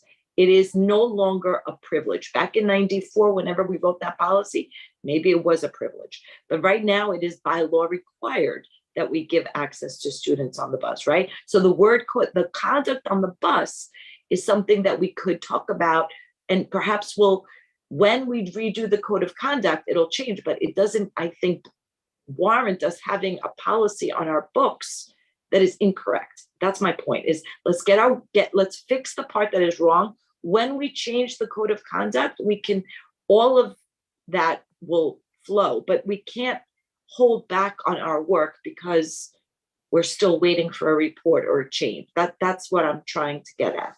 I'd like to move forward. There were several really important points that were brought up at the last meeting regarding the student conduct on school buses. I understand the reason that this policy came onto our radar was because of that word. But subsequent to that, there were several comments that were made by Ms. Alvarez and actually Ms. Brasso, who's no longer here, about the substance of the policy. Part of it was about suspensions. It was building level discipline for the misbehavior on the bus, and it was also suspension from being able to ride the school bus, those 2 branches. And so what started maybe in your mind as just the word privilege is wrong really blossomed into what I thought and still think was a robust conversation about what boils down to DEI work. And so because Dr. Shields is really, I think everything we do should align with that work, and I think it shouldn't have to be written into the policy. And you know that behind the scenes, I'm constantly asking, okay, well, how are we doing it? What are we doing with respect to special ed and DEI work? And what is our status on reviewing this? Things the public wouldn't necessarily know, but things we talk about, or I do, behind the scenes. Where are we on this? So I guess I'm now thinking, do we need to explicitly state it in the policy? Can we assume that everything we do is going to be under that DEI lens? and maybe get this on the books, as you said, Dr. Shield and Dr. Hines. I'm going to leave this to you because I think as a policy matter, we don't need to say everything in our policy has to align with the DEI work, that behind the scenes, this is how our district should be functioning as sooner rather than later. I'm happy. I'm asking the committee now, what is your comfort level before we go on up to the board? Because there are times when suspension from being able to ride the school bus will be completely separate and distinct from being suspended from attending school, right? So I think really this was dealing with suspended from riding the school bus. And I understand there's a DEI issue there. So I don't want to make a decision on my own. I'm asking for guidance from the other committee members and the superintendent. And I'm happy to do it either way. Yeah, and I really mean this. I'm not sure what the question is. Like, what is it that you want us to make a decision on right now? My understanding was Ms. Alvarez had a comment about her concern, understandably, about the way suspensions are handled. There's a student on a school bus, the way the suspensions are handled, whether within the school building or being able to ride the school bus. Mr. Smith had the same concerns in a different way. Let's put this on for a first read. I'll make the decision. Let's put it on for a first read. Let's see what the rest of the school board thinks. If there are, it will be posted in board docs prior to the board meeting. Ms. Alvarez, if you're still here, I invite you to review it. Let us know if you still have concerns. I will read those concerns into the record at the school board meeting, and I will trust that the district will continue to operate, even though we don't have a formal DEI policy, we don't have the final results from NYU, that we are working toward that. And we have made that commitment to the community. Is that okay? Yes, thumbs up. Oh, good. I did see, thank you, Dr. Shields. I saw another hand up, Ms. Brassel, and I am going to allow you to speak and lower your hand. Oh, I didn't. How did I not unmute you? Let's see. You should be unmuted. Why is this not working? There you go. You should be unmuted now. Hi, can you hear me? Yes. First, I just want to say thank you to everyone on the committee for your work. From listening to these meetings, it's time consuming and tedious at times, but it's very much appreciated. And I just wanted to comment on the gift policy. I know that some elementary schools have their class parents send emails to the class at the end of the year saying that they'll be collecting money to give to the teacher as a gift from the class. They do say you don't have to. Every child's name will be put on it regardless. And I'm just wondering if those types of emails are perceived as encouraging. That's it. Dr. Hines, it's your staff, so I'll let you comment first. I don't know if I want to make a comment right now about that. This is something I think I need to talk about behind the scenes before I publicly make a statement about this. This is something that's been happening for a while. I know it's a concern, but I'd appreciate the ability to talk to our administrators before I make any comment about it, since it happens at the building levels.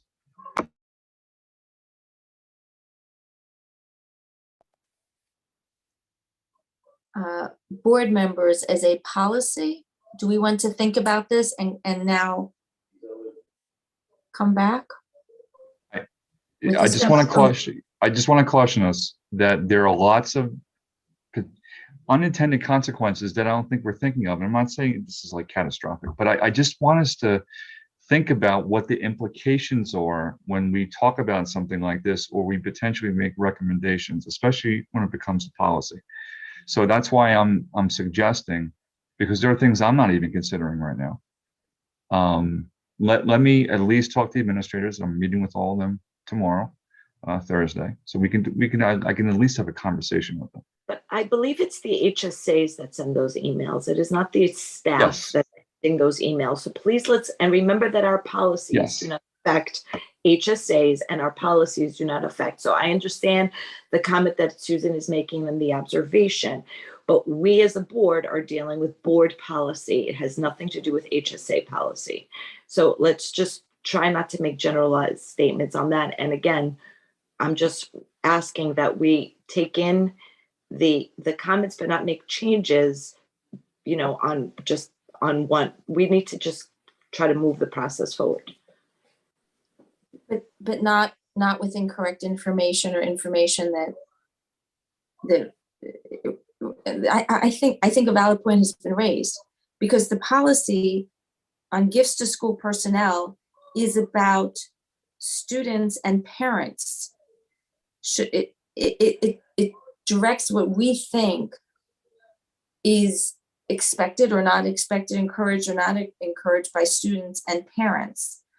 And the question is, I believe Deb, doesn't it reference education law? So I believe it is based on education law. So our policy is in line with education law 805, I believe is what the policy says, has this. So it's correct? General municipal law, and I don't know if that's about the $75. I haven't read the general municipal law. I belive it is.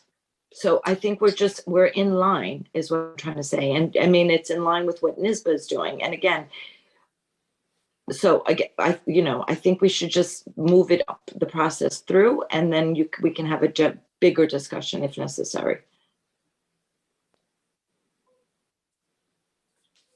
Anybody else on the committee have any comments? All right, Dr. Hines, I appreciate the comment. I really do appreciate the public comment. Having now had a daughter in high school and having received many of these letters throughout elementary school, I had no problem with it, but I do understand. I do too. That the letters could be seen as encouraging. The letters from whom? I just want to clarify the letters from parents. I think yes. the class parents, the class parents reach out to all the other parents in the class and say, we love so-and-so and we appreciate what they've done, and pre-pandemic or not, and we want to buy them X. And so. And again, I appreciate the comment very much, because I totally understand what this conversation is about. I guess what I'm trying to do is to figure out what we can do. Like, is this a conversation we have with our HSA presidents? Is this a conversation that we have with parent council? I mean, and administrators, because I think that feedback is important as we move forward. That's all I'm suggesting. Can I just say something else? And I appreciate, as I think, I don't think I need to just explain who I am, but I try to listen to all perspectives and all sides. But is there not a process? Again, we've had one community comment right now in light of a conversation we've been having, Dr. Hines, when we are doing our surveys going forward, whether it be a climate survey or whether it be a thought exchange, I think, and I'm not saying that one person's voice doesn't count. And Susan, I think you know that I'm not saying that, but I think, is there a way for us to get a general feeling or consensus on if this is the feeling? Because I think we do represent, as a whole, the community as a whole. So if there is a sense that we are, if this practice of the HSAs is troublesome or encumbering or not in line with what we want to be moving forward towards as a philosophy, as a school district, is there not another process that we can go and try to get the full view of the entire community?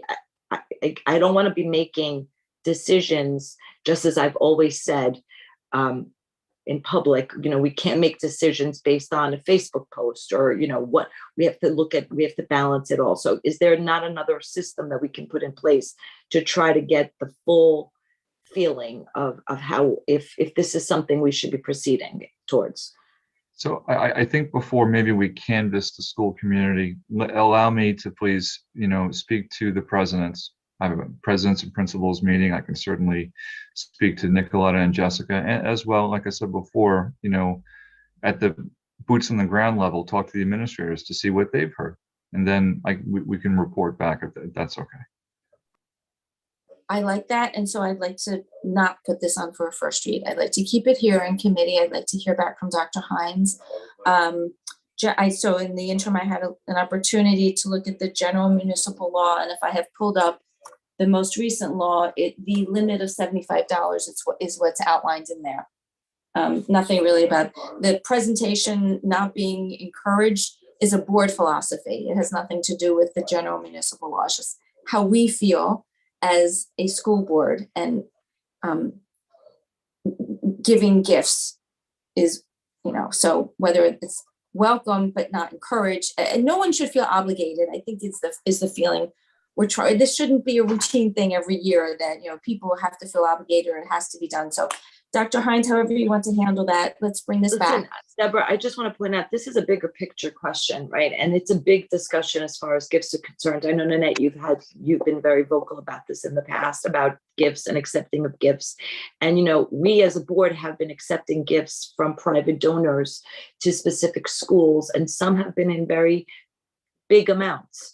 And so I think if we start to go down this pathway of what are acceptable gifts and will we be accepting gifts and is it equitable, this becomes a very big philosophical discussion, and that one that the Board of Education, I think, big picture wise, would really need to take a stand on big picture. So if we're not going, I think we can be, I guess I'm saying we can open up a real conversation that takes us in a very different path, where we're not accepting gifts and we're not encouraging the gifts, and that will affect our finances overall as a school district. So I'm just saying, we can go down a real dangerous path, or maybe not, or maybe that's how we are, philosophical. So I think we have a bigger picture. So I think you're right.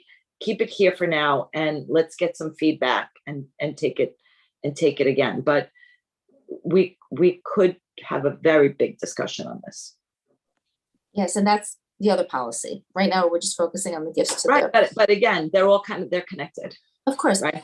I'm noticing the time. I want to be respectful of Dr. Hines and Dr. Shields. I'm here all day, but I know you're not.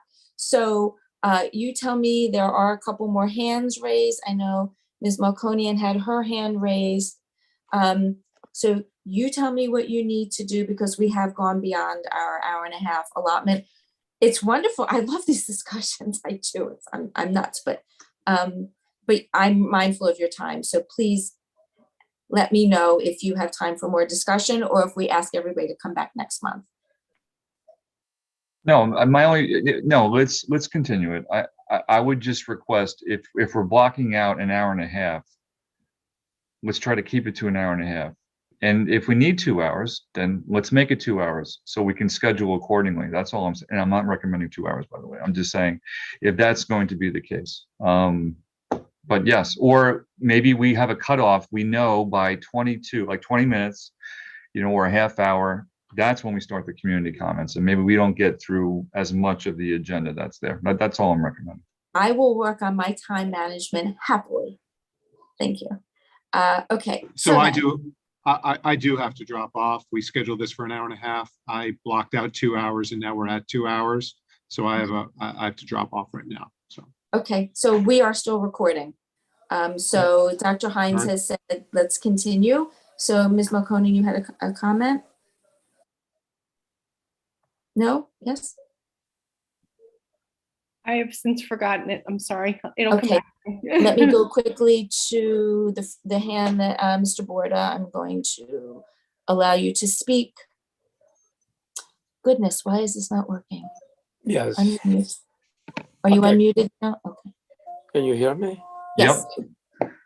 Okay. I'm going to request respectfully that if the board members or you, Ms. Brooke, react to public comments, comment on them, I think you should treat everyone fairly and comment on all the public comments that are made. Otherwise, some of us might feel a little bit left out. I also would like to, go ahead. I didn't mean to interrupt you. I was going to say, please let me know what I didn't answer because it was not on Okay. purpose.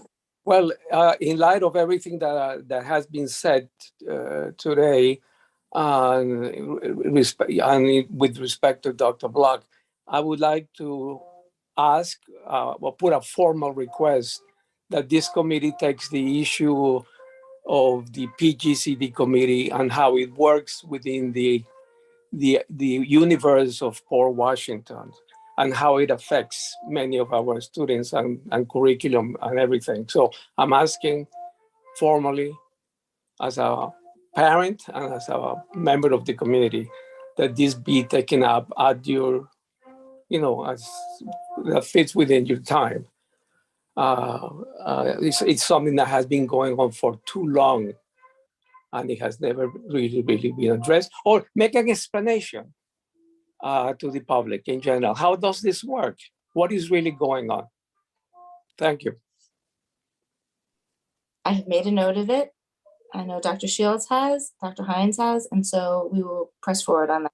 And I hope you do know that the board does try to understand, and especially Dr. Block made mention, why certain things are taking longer than other times. And we've understood also that, and Dr. Hines, you'll correct me if I'm wrong, Dr. Hines will give PGCD deadlines and say, I want to see this by a certain time. It needs to come back to the board. Dr. Hines is shaking his head yes, but we have had internal conversations about that, and we will continue to do that. I hope that's okay. And let me see, there was another hand. The hand has since been lowered. Okay, so I've lost my agenda. I know we're meeting in April 6th. We're meeting just in a few short weeks. And so if no one has any other comments or concerns, we will adjourn this meeting and see you all in April. Okay, thanks so much. And thank you both Dr. Hines and Dr. Shields for extending your stay. Have a good day, everybody. Bye. Thank you. Thank you. Have a good day.